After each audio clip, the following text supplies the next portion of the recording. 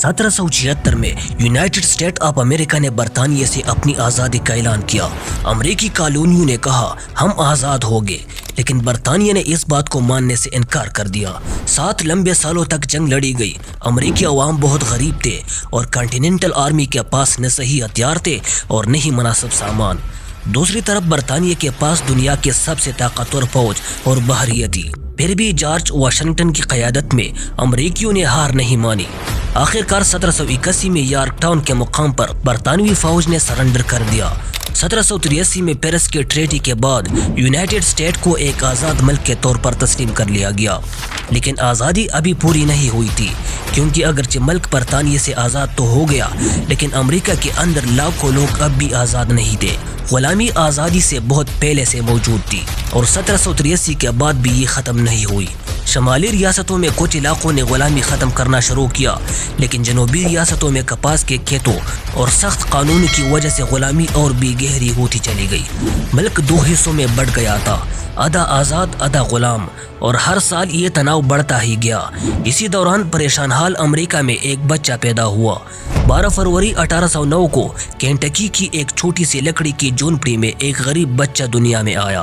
اس بچے کا نام رکھا ابراہم لنکن۔ کس کو یقین تھا کہ ایک دن یہی بچہ اس بٹی ہوئی قوم کی قیادت کرے گا، غلامی کو ختم کرے گا اور آزادی کو اس کا اصل مطلب دے گا۔ لوگوں کی سرکار، لوگوں کے ذریعے، لوگوں کے لیے، زمین سے کبھی ختم نہیں ہونی چاہیے۔ یہ کہانی ہے ابراہم لنکن کی، اس لیڈر کی جس نے یونین کو بچایا اور غلامی کا خاتمہ کیا۔ ان کے والد تامس لنکن ایک محنتی مگر غریب کسان اور بڑائی تھے۔ ان کی والدہ نینسی ہینکس لنکن نرم دل اور مہربان عورت تھی، جنہوں نے چھوٹے ابراہم کو ایمانداری، محنت اور ہمدردی کی قدریں سکھائی۔ لنکن خاندان بہت کمزور تھی۔ ان کی جھونپڑی میں نہ پکا فرش تھا، نہ شیشے کی کھڑکیاں اور نہ ہی کوئی سہولت۔ کھانا شکار اور کھیتی سے آتا تھا اور کپڑے گھر میں ہی کوردرے کپڑوں سے بنائے جاتے تھے۔ جب ابراہم صرف 9 سال کے تھے، ایک بڑا سانحہ پیش آیا۔ ان کی ماں بیمار ہو گئی اور آلودہ دودھ پینے کی بیماری ملک سکنس کی وجہ سے انتقال کر گئی۔ یہ صدمہ ابراہم کی دل میں ہمیشہ کے لیے بس گیا۔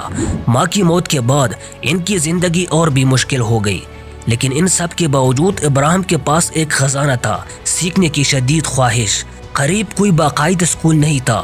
کبھی کبھار ایک گھومنے والا استاد آتا جو چند ہفتوں یا مہینوں کے لیے ایک لکڑی کی جھونپڑی یا کلیان میں پڑھاتا۔ ان تمام مختصر تعلیم کو ملا کر بھی ابراہم لنکن نے اپنی پوری زندگی میں 1 سال سے کم پڑھائی کی۔ غربت کی وجہ سے وہ زیادہ تر وقت کھیتوں میں کام کرنے، لکڑیاں کاٹنے اور زمین پر جوتنے میں گزارتے تھے، لیکن لنکن نے ہار نہیں مانی۔ وہ پڑوسیوں سے کتابیں ادھار لیتے، رات کو آگ کی روشنی میں بائبل، ایسوپ کی کہانیاں، تاریخ اور قانون پڑھتے۔ جب کاغذ نہیں ہوتا، وہ لکڑی کے تختوں پر لکھنے کی مشق کرتے۔ لفظ بلفظ آہستہ آہستہ انہوں نے خود کو تعلیم دی۔ غربت اور کم تعلیم کے باوجود ابراہم لنکن کا علم کا شوق آہستہ آہستہ ایک عظیم لیڈر کی سمجھ میں بدل رہا تھا۔ ماں کی وفات کے بعد ابراہم کی زندگی میں ایک نئی روشنی آئی۔ ان کے والد نے دوبارہ شادی کی اور ان کی سوتیلی ماں سارا بش جانسٹن ایک نہایت مہربان اور سمجھدار عورت تھی۔ انہوں نے ابراہم کو اپنے سگے بیٹے کی طرح چاہا اور سب سے بڑھ کر ان کے پڑھنے کی عادت کو سراہا۔ جہاں دوسرے لوگ صرف ایک غریب کسان کا لڑکا دیکھتے تھے، وہاں سارا نے ایک غیر معمولی ذہن دیکھا۔ وہ کہا کرتی تھی ابراہم الگ ہے، یہ سیکھنا چاہتا ہے۔ خاندان بہتر زندگی کی تلاش میں کینٹکی سے انڈیانا اور پھر ایلونائی منتقل ہوئے۔ جہاں بھی گئے ابراہم نے سخت محنت کی۔ وہ کھیتوں میں کام کرتا، لکڑیاں چیرتا اور باڑ کے لیے لکڑی کے شہتیر بناتا۔ اسی وجہ سے اسے ریل سپلیٹر کہا جانے لگا۔ صرف 19 سال کی عمر میں لنکن نے اپنا پہلا لمبا سفر کیا۔ وہ میسی سیپی دریا کے راستے فلیٹ بوٹ پر ایلونائی سے نیو اورلینز گیا، جہاں اناج، مکئی اور دیگر سامان بیچا جاتا تھا۔ یہ سفر اس کے لیے صرف کام کا نہیں تھا، بلکہ دنیا کو قریب سے دیکھنے کا پہلا موقع تھا۔ لیکن نیو اورلینز میں اس نے ایک ایسا منظر دیکھا جس نے اس کے دل کو ہلا کر رکھ دیا۔ غلام مرد، عورتیں اور بچے بازاروں میں جانوروں کی طرح بیچے جا رہے تھے۔ ٹوٹتے خاندان، ماں سے جدا ہوتے بچے، یہ سب مناظر ہمیشہ کے لیے لنکن کے دل میں بس گئے۔ یہی غلامی کے خلاف نفرت کی جڑ پڑی۔ بعد میں لنکن نے نیو سلیم ایلونائی میں ایک دکان پر کام کیا. یہاں اس کی ایمانداری مشہور ہو گئی. اگر کسی گاہک سے چند پیسے بھی زیادہ لے لیتے تو میلوں چل کر وہ واپس کرنے جاتا. اگر تول میں ذرا سی غلطی ہوتی تو فوراً درست کرتا. اسی وجہ سے لوگ اسے ہانس ٹیپ کہنے لگے. نیو سلیم میں لنکن ایک اچھا مقرر بننے لگا. محفلوں میں وہ دلچسپ کہانیاں سناتا اور لوگوں کو ہنساتا. لیکن جب بات سنجیدہ مسائل کی آتی تو اس کے الفاظ دانش، انصاف اور ہمت سے بھرے ہوتے. یہی اس نے اپنے سادہ مگر طاقتور بولنے کے انداز کو تراشا. تعلیم کی بھوک اب بھی زندہ تھی. بغیر کسی باقاعدہ اسکول کے وہ ہر خالی لمحہ مطالعے میں لگاتا. گرامر، ریاضی، تاریخ اور قانون کی کتابیں پڑھتا.